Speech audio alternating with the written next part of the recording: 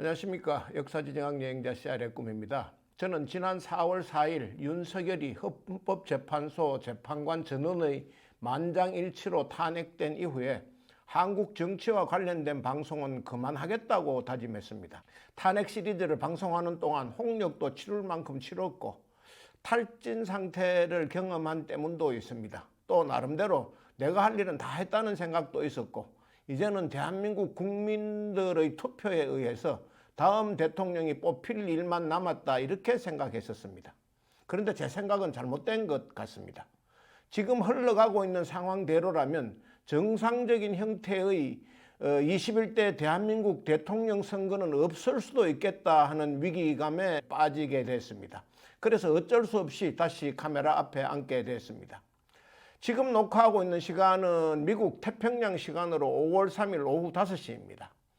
지난 며칠 사이에 제가 접한 한국 정치 관련 주요 뉴스는 다음과 같습니다. 첫째, 지난 5월 1일 대법원장 조희대와 그의 부하들에 의한 사법 쿠데타가 발생했고, 둘째, 한덕수는 대통령 권한대행직을 사퇴하고 대통령 출마를 선언한 상태이며, 셋째, 국민의힘은 김문수가 최종 후보로 확정됐다는 것입니다.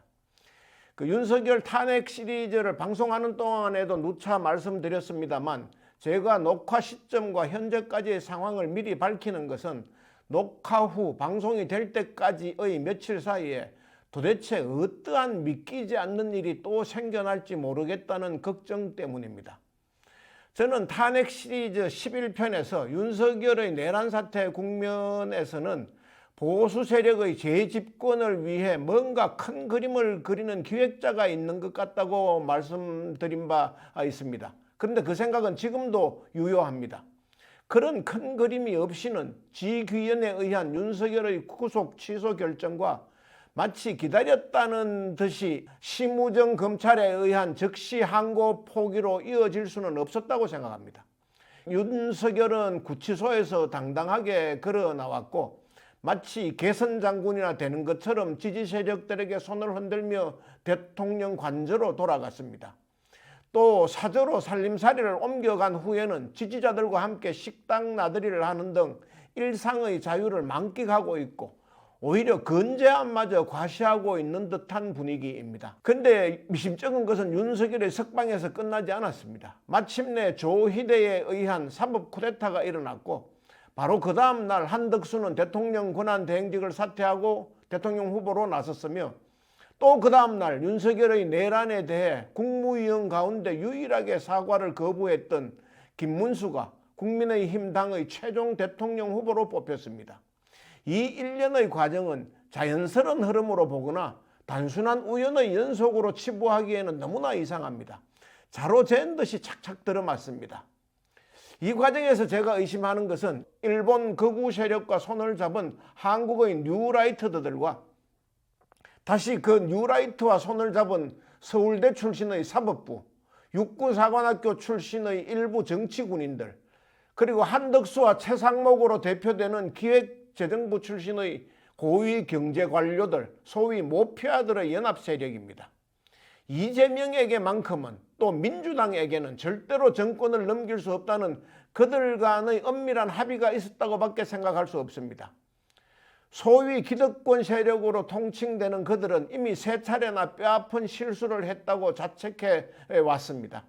기껏 고등학교밖에 졸업하지 못한 김대중과 노무현에게 대통령 자리를 넘겨줬던 것을 너무 치욕스럽게 생각해 왔습니다. 또 경희대 출신이라며 업신여겼던 문재인에게 정권을 넘겨줬을 때는 적폐로 몰려서 집단적으로 자리에서 쫓겨날 뻔한 위기에 빠졌던 적도 있습니다. 그런데 이제는 한 수 더 떠 소년공 출신입니다. 그런데 그 사람이 만만치 않다는 것입니다. 산전수전 공중전을 다 겪어서 내공이나 능력이 보통이 아니기 때문입니다. 사람만 좋았던 문재인보다 몇 배나 어렵고 몇 배나 뛰어난 상대라고 생각합니다. 그런 이재명에게 다시 정권을 넘기는 것은 절대로 있을 수 없다는 것이 그들의 생각입니다. 게다가 윤석열 내란에 대해서 어정쩡한 자세로 일관했던 태도로 인해서 자신들의 성격과 신분마저 노출된 마당에 이대로 있다가는 관용차, 또 법인카드, 외교관 여권과 정관예우 등으로 상징되는 모든 특권을 고스란히 빼앗길 수도 있다고 생각합니다.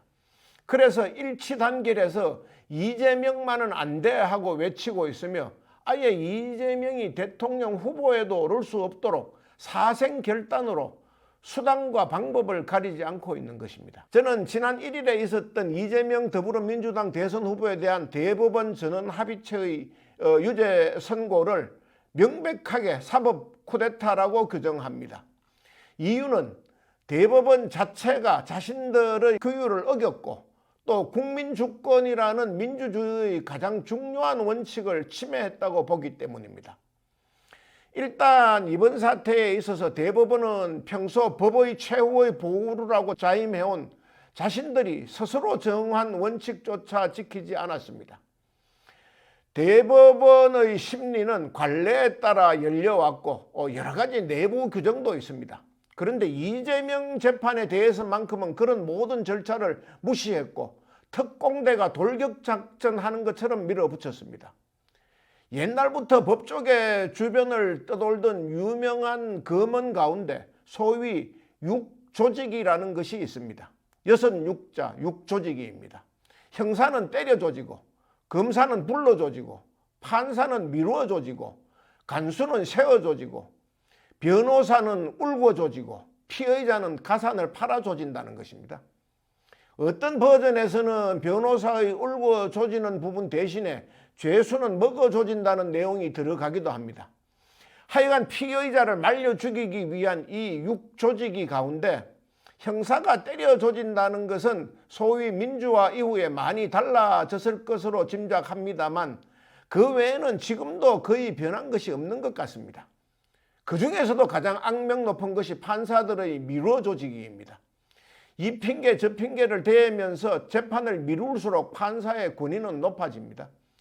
검사와 변호사조차도 판사의 마냥 미루기에 항변할 수 없습니다. 자칫하면 재판의 결과가 달라지기 때문입니다. 검사와 변호사는 판사한테 굽신거릴 수밖에 없는 구조입니다. 판사가 재판을 미루는 기간이 길어지면 검사와 변호사들도 덕을 보는 경우가 많습니다. 재판 기간이 길어질수록 변호사는 변호사비를 더 받아서 좋고 더 이상 팔아댈 것이 없는 피의자는 결국 재판을 포기함으로써 재판이 검사 측의 승리로 끝나는 경우도 많습니다. 그런데 조희대 대법원은 그 유명한 미루어 조지는 것조차 스스로 포기했습니다. 미루기는커녕 오히려 급속한 재판을 닥달해 조졌습니다. 대법원 전원 합의체의 심리는 통상 월 1회를 기본으로 하고 있고 언제 재판이 열린다는 재판 기일을 열흘 전에 통보하는 것이 관례입니다. 그리고 일단 사건이 대법원으로 넘어오면 4명의 대법관으로 구성된 소부에 넘겨서 충분한 심리를 한 후에 합의체로 넘겨받는 것을 원칙으로 합니다. 그 대법원에는 또 하나의 중요한 직제가 있습니다. 각 대법관의 아래에 3, 4명씩이 배정된 재판 연구관들입니다. 대부분 현직 판사들입니다. 그들이 사건을 충분히 살핀 후에 재판 보고서를 작성해서 자신들이 모시고 있는 대법관에게 넘겨야 하고 대법관들은 그 보고서를 면밀히 검토한 후에 심리에 임합니다. 이처럼 전원합의체 심리를 드문드문하게 하고 절차조차 복잡하게 한 것은 그 정도는 되어야 사건을 제대로 볼 수 있다고 생각했기 때문입니다. 대법원 전원합의체의 판결은 그야말로 마지막이고 최종심이며 그 판결 자체가 판례로 굳어지기 때문에 혹시라도 있을 실수를 대비해서 그렇게 엄격하게 규정해 놓은 것입니다. 그런데 이재명의 공직선거법 위반에 대한 대법원의 이번 최종 판결은 그러한 모든 절차를 스스로 어겼습니다. 소부에 배당하는 척만 한 후 당일 소부의 심리를 거치지 않고 바로 조희대가 직권으로 전원합의체에 배당했습니다. 그리고 그날 첫 번째 심리를 열었고 이틀 뒤 두 번째이자 마지막 심리를 하면서 아예 선고 기일마저 잡아버렸습니다. 통상 월 1회 심리라는 관례와 열흘 전 재판 기일 통보라는 관례는 완전히 무시했습니다. 일주일 만에 연달아 2번이나 전원 합의체 심리를 한 것은 대한민국 대법원이 생긴 이후에 이분이 처음입니다. 윤석열에 대한 구속 취소 결정을 날짜 단위로 하지 않고 시간 단위로 한 것도 사상 처음이었고, 법원의 그러한 결정에 대해 검찰이 즉시 항고를 포기한 것도 역사상 처음이며, 미루어 조지는 것이 주특기인 법원 중에서도 가장 열심히 자주 미루었던 대법원이 아주 부지런하게 일주일에 2번씩이나 심리를 진행한 것도 처음입니다. 윤석열을 풀어주는 일과 이재명을 잡아 가두는 일에는 왜 이렇게 대한민국 사법사상 처음 있는 일이 자꾸 반복되는지 모르겠습니다. 조희대의 대법원 사법 쿠데타는 또한 대법원의 내규까지 무시했습니다. 대법원 전원합의체의 심리 절차에 관한 내규 7조에는 재판연구관이 전원합의 사건에 관하여 조사, 연구한 결과를 기일 전에 미리 대법관에게 보고하게 되어 있습니다. 반드시 지켜야 한다는 내적인 규율, 내규입니다. 그런데 이번에 소부 배당 당일에 바로 전원합의체 심리를 했습니다. 재판연구관이 보고서를 작성하고 말고 할 시간적 여유가 아예 없었습니다.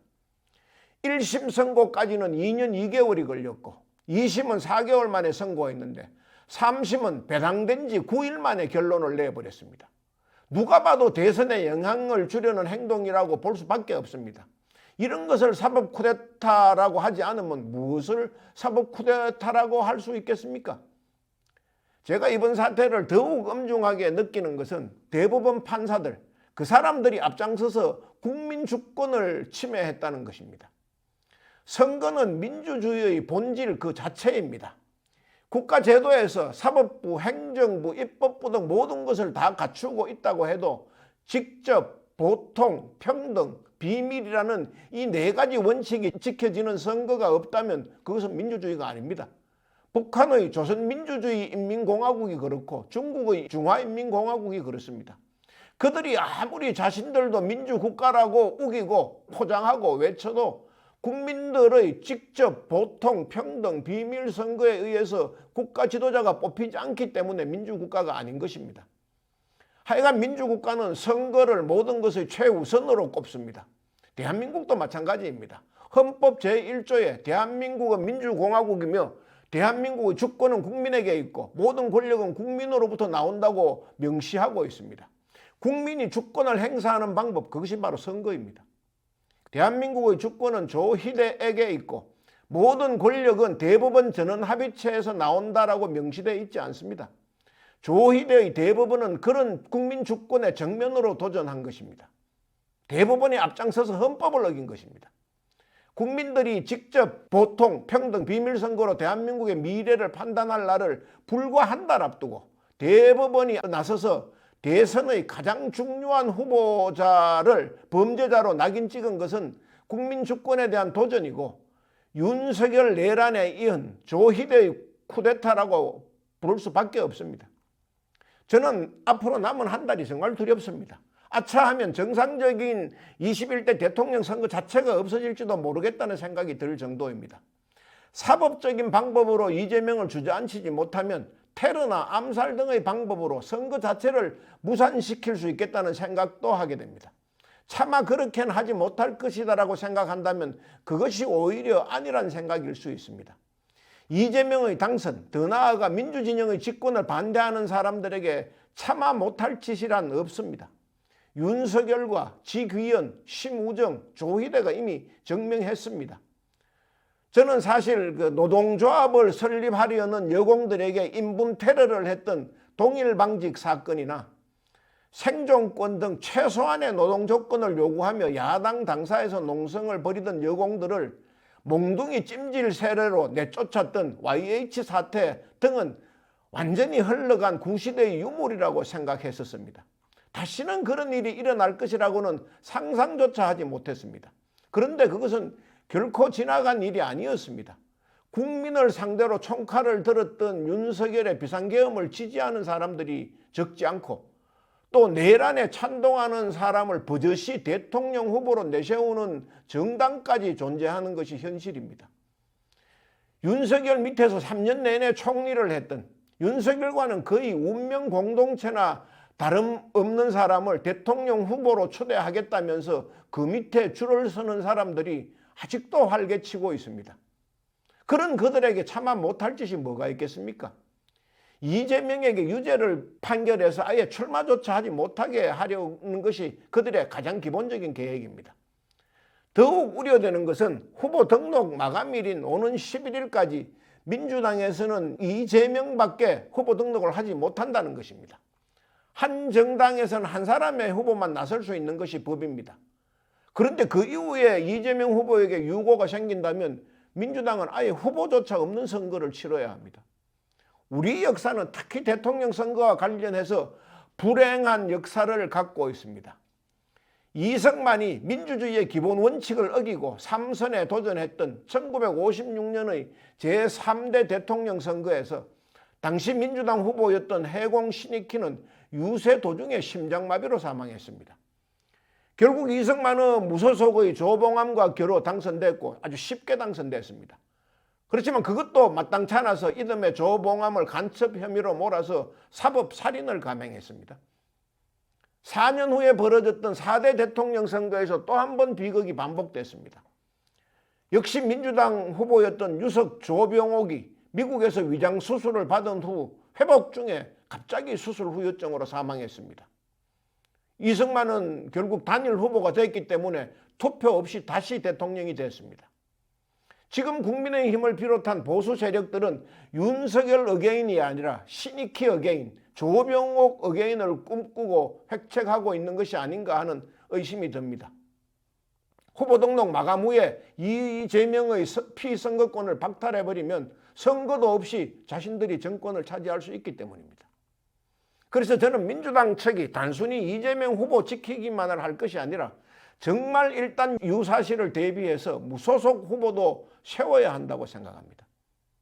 이재명 후보가 독살이나 암살 또는 물리적 테러를 당해 출마할 수 없을 경우에 아차하면 정권을 그냥 내란 세력에게 내줄 수도 있기 때문입니다. 그들이 설마 그런 짓이야 하겠나 하는 것은 너무 아니란 생각입니다. 파묘를 통해 무덤에서 뛰쳐나온 험한 것들은 무슨 짓이라도 할 수 있습니다. 그들은 과거에도 대통령 선거를 앞두고 북한에 돈을 줘가면서 휴전선에서 총질을 해달라는 부탁을 한 적이 있습니다. 소위 총풍 사태입니다. 또 윤석열 내란 사태 때는 계엄의 빌미를 마련하기 위해 북한으로부터의 국지전을 도발하기 위해 평양에 드론까지 띄웠던 사람들입니다. 저는 민주당 후보가 없는 21대 대통령 선거를 우려합니다. 그래서 무소속으로라도 민주당계 후보 한 명을 내세워야 한다고 생각합니다. 말 그대로 민주진영의 보험용 후보입니다. 보수진영의 경우 한덕수와 김문수가 막판에 단일화를 할 것이 불보듯 뻔합니다. 그들은 그런 짓도 하는데 민주진영의 경우 무소속으로 보험용 후보 한 명 내세운다는 것이 무슨 그리 큰 허물이 되겠습니까? 다만 그 후보는 오로지 보험입니다. 투표 바로 전날 자진 사퇴하면 됩니다. 선거운동도 따로 할 필요가 없습니다. 너무 천박하고 야비한 방법이라고 할지 모르겠습니다. 그러나 그런 것을 따질 계제가 아닙니다. 탄핵 반대 세력들은 김문수와 한덕수를 동시 출마시킨 것과 크게 다를 바 없습니다. 지금은 명분을 따지고 있을 때가 아닙니다. 무덤에서 살아 돌아온 험한 것들과 싸울 때는 이쪽도 수단과 방법을 가리지 않아야 합니다. 그래야 그들을 다시 이번에는 제대로 묻을 수 있습니다. 10명의 파수꾼이 도둑 하나를 못 지킨다는 속담이 있습니다. 국민의힘 당 쪽은 무슨 짓을 저지를지 모르는 사람들입니다. 그들은 그런 방면에 특이하게 머리가 발달된 사람들입니다. 지기현, 심우정, 조희대 모두 생각지도 못했던 기상천외한 방법들을 동원했습니다. 이제는 남은 것은 없겠지 하는 것은 어리석은 생각입니다. 그들은 인간의 머리로는 감히 상상할 수 없는 일을 또다시 저지를 공산이 큽니다. 그것이 두렵다는 것입니다.